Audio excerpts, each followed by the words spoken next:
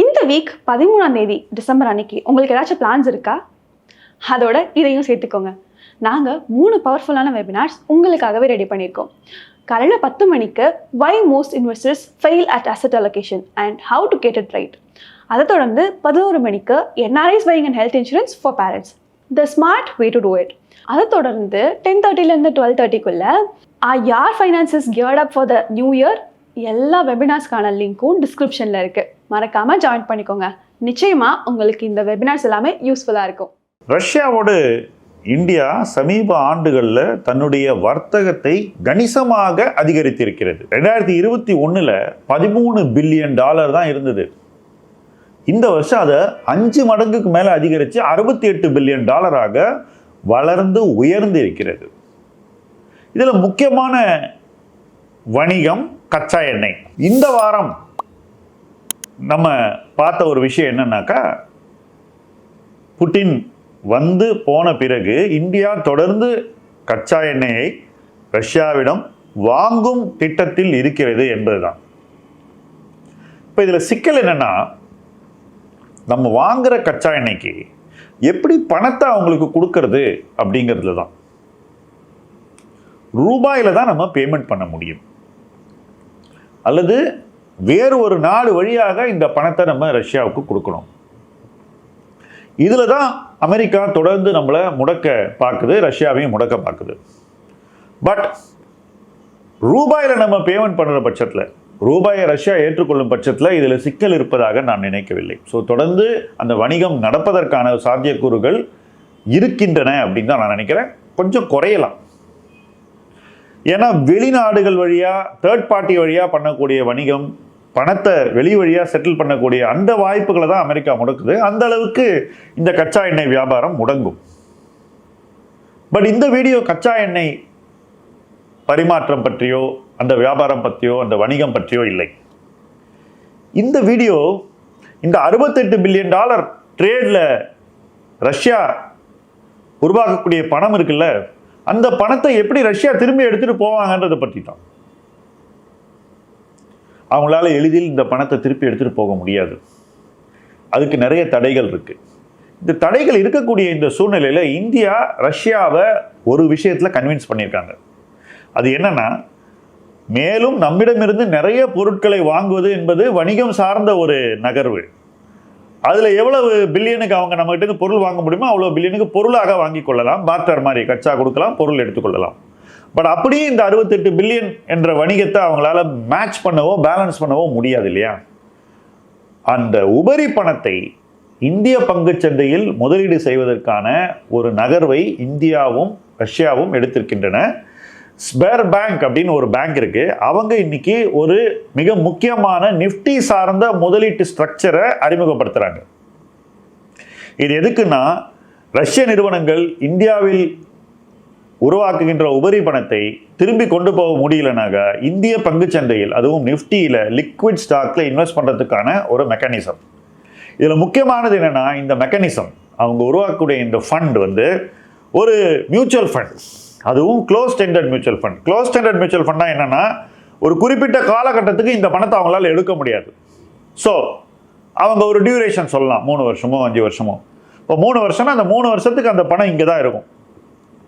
So இதனால் என்ன ஆக போகுதுன்னா, ரஷ்யா இந்திய பங்குச்சந்தையில் ஒரு மிக முக்கியமான முதலீட்டாளராக இப்பொழுது வரக்கூடிய சாத்தியக்கூறுகள் தெரிகின்றன. இது புதுசு இல்லைங்க. இதுக்கு முன்னாடி இந்தியாவில் வந்து நிறைய இன்வெஸ்ட்மெண்ட்ஸை பண்ண நிறுவனங்கள், இந்த மாதிரியான வாய்ப்புகளை பயன்படுத்தி கொண்டவர்கள் இருக்கிறார்கள். ஐஎஃப்சி வாஷிங்டன் ஒரு ஏஜென்சி, அவங்க நிறைய இந்தியாவில் இன்வெஸ்ட் பண்ணியிருக்காங்க. ஜப்பான் பல வகைகளில் இந்தியாவில் இன்வெஸ்ட் பண்ணிக்கிட்டு இருக்காங்க. அதே போல் அபுதாபியினுடைய சாவரன் ஃபண்ட் எக்கச்சக்கமாக பணத்தை இந்தியாவில் இன்வெஸ்ட் பண்ணுறாங்க. சிங்கப்பூர் அரசினுடைய சாவரன் வெல்த் ஃபண்ட்ஸ் இந்தியாவில் இன்வெஸ்ட் பண்ணுறாங்க. மலேசியாவினுடைய சாவரன் வெல்த் ஃபண்ட்ஸ் இந்தியாவில் இன்வெஸ்ட் பண்ணுறாங்க.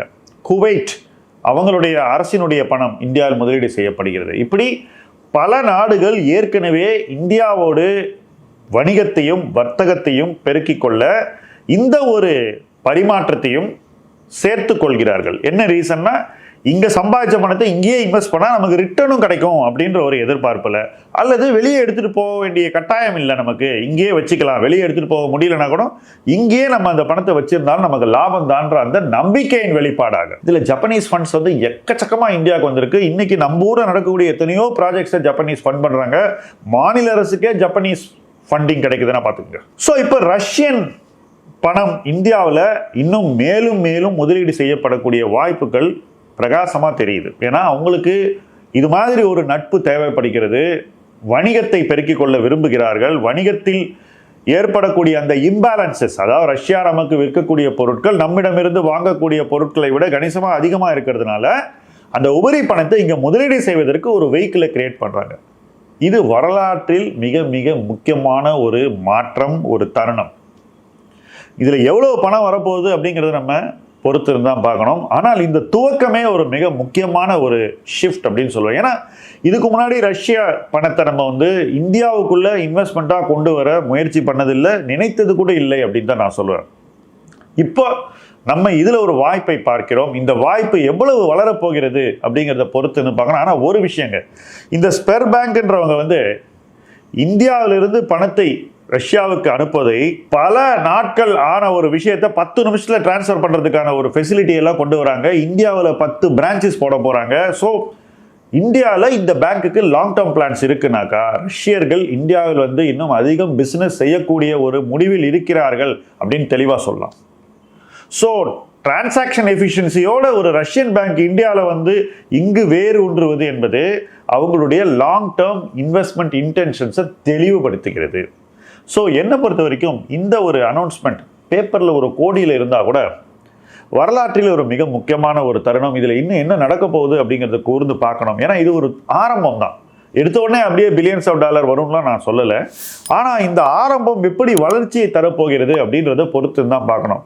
ஏன்னா ஜப்பனீஸ் இந்தியாவில் வந்து பார்ட்டிசிபேட் பண்ணது, அபுதாபியினுடைய ஏடிஐஏ இந்தியாவில் வந்து பார்ட்டிசிபேட் பண்ணுவது, சிங்கப்பூரினுடைய சாவரன் பல வருடங்கள் முன்னாடி பாரதி போன்ற மிகச்சிறந்த நிறுவனங்களில் பார்ட்டிசிபேட் பண்ணி இந்திய வளர்ச்சியில் பங்கு பெற்றது, இது எல்லாம் நமக்கு என்ன சொல்லுது? இது வந்து ஒரு லாங் டேர்ம் ஸ்ட்ராட்டஜி. நாடுகள் இன்னும் இணக்கமாக பொருளாதார ரீதியாக வளர்வதற்கும் பயணிப்பதற்கும் இதெல்லாம் ஸ்ட்ராட்டஜிஸ். இந்த ஸ்ட்ராட்டஜிஸை ரஷ்யா நம்மளோடு இன்று எடுப்பது மிக முக்கியமான ஒரு மாற்றம். இந்த மாற்றம் வளர்ச்சியைத்தான் தரும் என்பதில் சந்தேகமில்லை. இந்த வளர்ச்சி எவ்வளவு என்பதை தொடர்ந்து கண்காணிப்போம், இணைந்து பயணிப்போம். முதலீட்டு களம் உங்கள் களம். நன்றி.